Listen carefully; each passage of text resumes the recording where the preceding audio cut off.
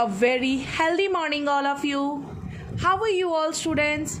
I hope you all are fit and fine at your home. Welcome to the virtual classes of Oscar Public School. Subject GK, Class 5, and I am your GK teacher, Namisha. So, let's start today's class. I request all the students, please take out your GK book. If you don't have a book, अगर आपके पास आपकी GK text book नहीं है in case, so just take out the one rough notebook and with pencil.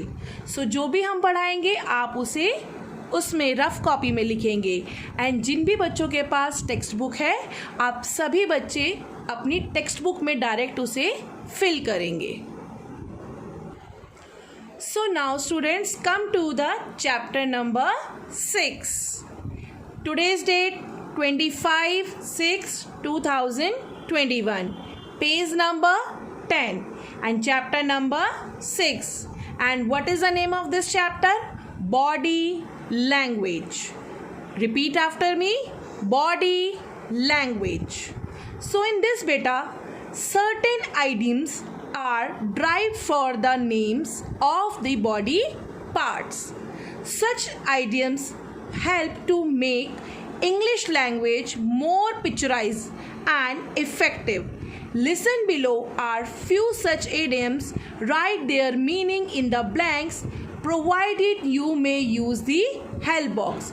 So बच्चे, in this chapter we are just going to read about the body languages. हम body language के part को use करके कुछ idioms बोलते हैं. idioms क्या होते हैं? जैसे कि हम मुहावरे बोलते हैं, जिसमें हम कुछ ही शब्दों में अपनी बात को कह पाते हैं, यानी कि कुछ वर्ड्स का यूज़ करके इनडायरेक्टली अपनी बात को, अपनी फीलिंग्स को एक्सप्रेस करते हैं. ठीक है.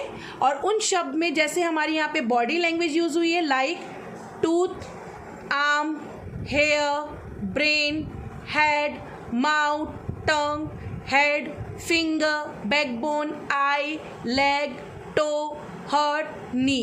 These are the our body parts. ये हमारे बॉडी के पार्ट्स हैं. चाहे आप टूथ कह लो, चाहे आप आर्म कह लो, चाहे हेयर कह लो. ये वो चीज़ें हैं जिसको यूज़ करके हम कुछ इडियम्स बनाते हैं. आपने इंग्लिश में भी पढ़े होंगे, जिसे हम कहते हैं लाइक हम मुहावरे. ठीक है. यानी कि उन मुहावरे, उन लोकोक्तियों को यूज़ करते हुए हम अपनी बात को एक मीनिंगफुल तरीके से कह पाते हैं. So let's start. बच्चे, I am just writing on a board so you can also understand in proper manner. Okay. Today is 26/6/21, class 5, GK, chapter number 6, body language. So the first idiom is tooth and nail. What is that? Tooth and nail. In the book, beta, we have to provide the help box as well. So just let us find that tooth and nail. यानी कि अगर आप tooth को कहें तो दांत होता है इसका मीनिंग, and nail का मतलब क्या होता है? नाखून. So यहाँ पर आपका क्या idiom क्या बनता है? In Hindi we can say this. हम जिसे कहेंगे कि अपने दांतों से लेकर नाखूनों तक का जोर लगाना, जिसे हम नॉर्मली कहते हैं कि अपना पूरी तरीके से डेडिकेटिव होना. सो यहाँ पर हमें हेल्प बॉक्स में दिया गया है, इसका मतलब है विथ वंस फुल माइट. ठीक है. यानी कि वो जिसने कि अपना पूरा डेडिकेशन लगाया होगा. सो इसको अगर हम एक सेंटेंस में कहें, he went forward determined to fight then tooth and nail. यानी उसने अपनी फाइट को जीतने के लिए क्या करा? अपने दांतों से लेकर अपने नाखूनों तक का भी जोर लगा दिया. सो ये है फुल ऑफ डेडिकेशन. सो ये हमने एक फ्रेज में या फिर एक इडियम में बोल दिया. The next one is hold one's tongue. यानी कि होल्ड मीन्स संभालना किसी की, और यहाँ टंग मीन्स जुबान. सो इसका आंसर क्या होगा जो हमने देखा? That is too silent. ठीक है.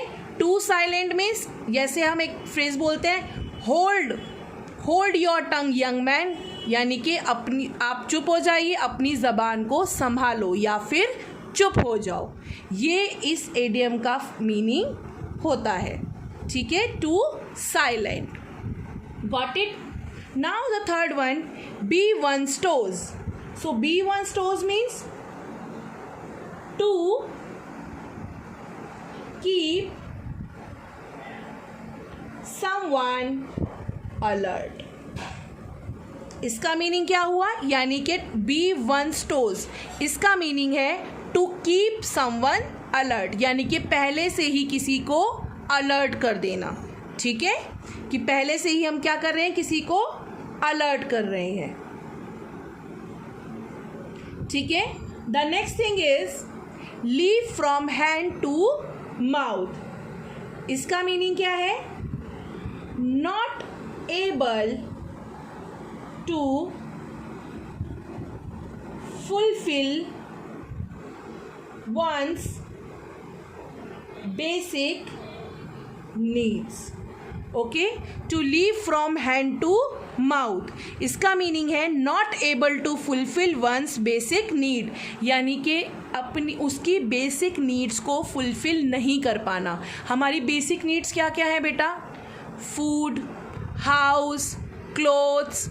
ठीक है, ये 3 हमारी बेसिक नीड है, रोटी, कपड़ा और मकान। आपने भी देखा होगा, ये हमारी बेसिक नीड है, इसके बिना ह्यूमन बीइंग सरवाइव नहीं कर पाता। So leave from hand to mouth, it means not able to fulfil one's basic need, यानी कि उसकी बेसिक नीड को पूरा नहीं कर पाना।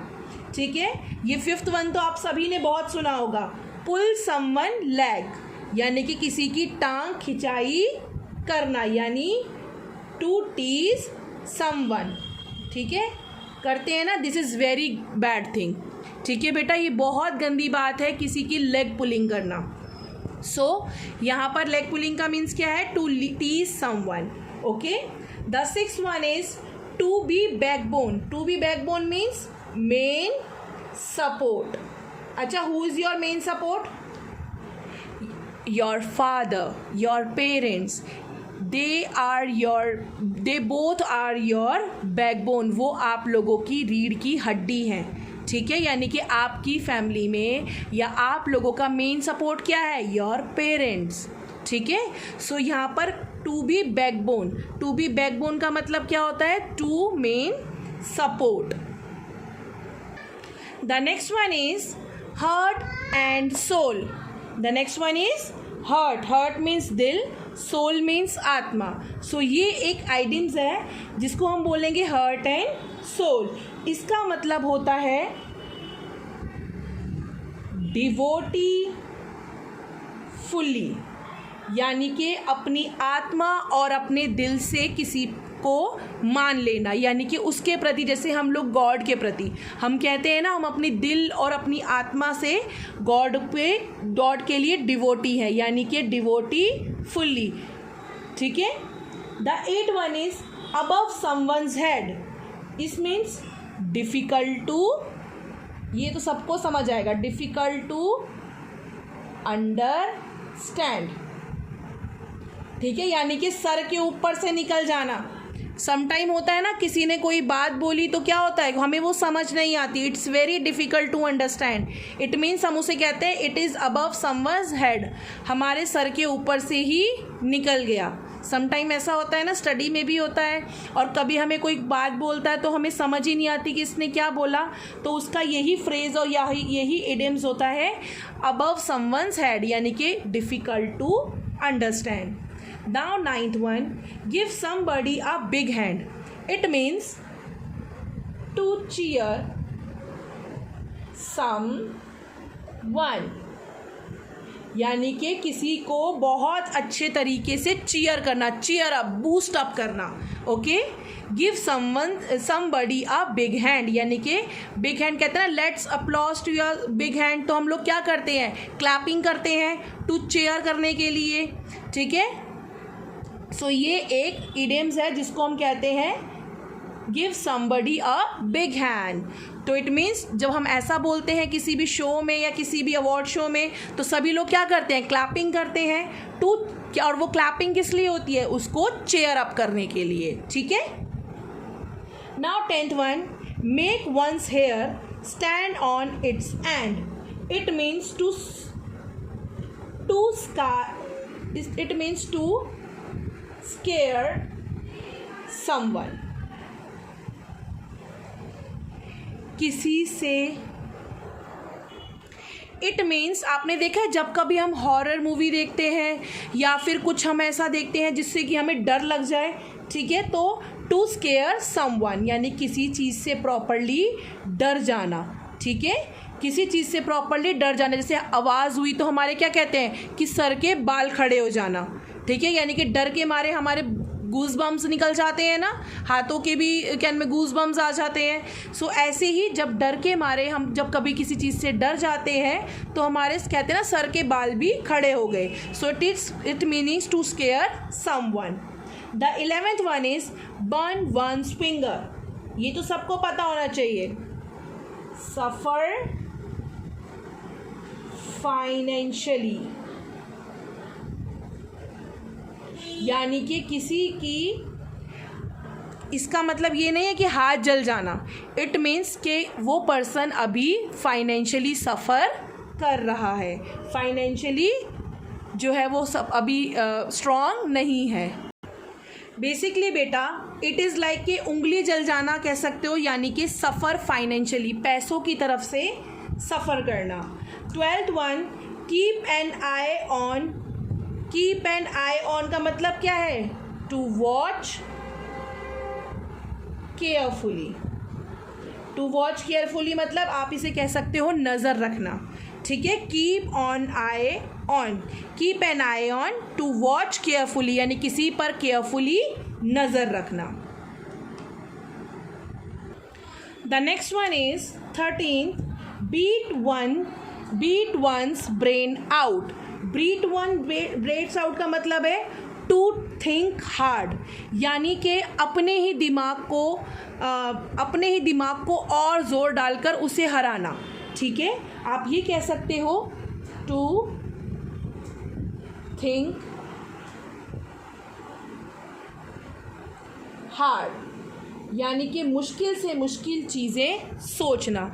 लाइक बेटा आपको लगता है कि कभी एरोप्लेन हमने कभी सोचा भी नहीं था कि हम जो है एरोप्लेन जैसे हम आकाश में उड़ सकते हैं, but they are the discover like Wright brothers. ये साइंटिस्ट ऐसे थे जिनका नाम था वाइट ब्रदर्स, जिन्होंने क्या किया, जिन्होंने एक ऐसा एरोप्लेन बनाया जो कि हम अब जिसके थ्रू हम एक कंट्री से दूसरी कंट्री पर कुछ ही घंटों में जा सकते हैं। सो उन्होंने क्या करा, टू थिंक हार्ड, तो beat one's brain out, okay.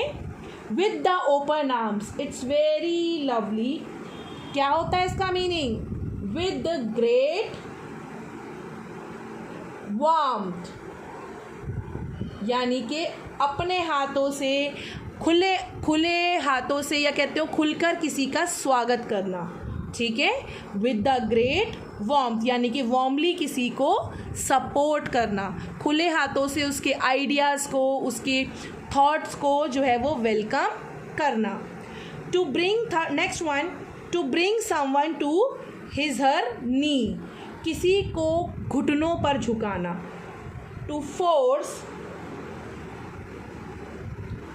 Force someone to submit, ठीक है, यानी कि किसी को अपने कदमों पर फोर्सफुली झुकाना। यहाँ पर कदमों का मतलब ये नहीं है कि घुटने पर झुका देना या उसको बिठा देना, यहाँ पर उसका मतलब है उससे उसकी गलती को ज़बरदस्ती स्वीकार करवाना, ठीक है। To force someone to submit यानी किसी को आत्मसमर्पण करने के लिए मजबूर करना, फोर्स करना। सो बच्चे these are the idioms which have already explain in this video. So बच्चे I am just written this here and I am also sharing the PDF also here. I am also sharing the PDF. So बच्चे you have to do this on your book only. Write the today's date, page number 10, and you have to complete this as soon as possible. And I know today is your test as well. So just be ready for your test. Your test starts on 10:30. ठीक है, and 1 to 4 chapter will come in your online test. Thank you so much students for watching this video.